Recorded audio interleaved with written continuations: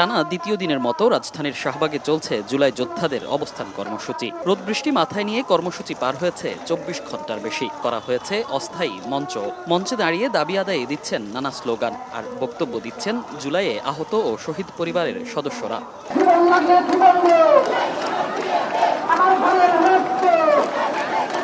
অবস্থানকারীদের দাবি, জুলাই সনদ সংবিধানে লিপিবদ্ধ করতে হবে। এছাড়া শহীদ পরিবার ও আহতদের দায়িত্ব গ্রহণ, আহতদের চিকিৎসা এবং পুনর্বাসনের দাবিও জানান জুলাই যোদ্ধারা। একটা হচ্ছে জুলাই ঘোষণাপত্র, একটা জুলাই সনদ। যতক্ষণ পর্যন্ত এই দুইটা ঘোষণা না আসবে ততক্ষণ পর্যন্ত আমরা এই অবস্থান কর্মসূচি থেকে যাচ্ছি না। 1 বছর হয়ে গেল, কি করলেন?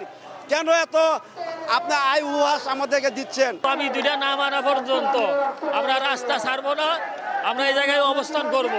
এদিকে দুপুরে জুলাই সনদের নমুনা প্রস্তাবনা প্রকাশ করেন জুলাই যোদ্ধা সংসদের মুখ্য সংগঠক। জানান, দাবি বাস্তবায়ন না হওয়া পর্যন্ত রাজপথ ছেড়ে যাবেন না তারা। জুলাই সনদে অন্তর্ভুক্ত করে অন্যান্য রাজনৈতিক দল এবং রাষ্ট্র সম্মিলিতভাবে ঐক্যমতের ভিত্তিতে এই সনদ পুরোপুরিভাবে বাস্তবায়ন করবে। অতি দ্রুত সময়ের মধ্যে জুলাই ঘোষণাপত্র এবং জুলাই সনদ জারি করুন। শুক্রবার শাহবাগ মোড় অবরোধ করে রাখলেও খোলা রাখা হয়েছে ইউটার্নগুলো। ফলে মোড়ের চারপাশে যান চলাচল স্বাভাবিক রয়েছে। মনির হোসাইন, সময় সংবাদ, ঢাকা।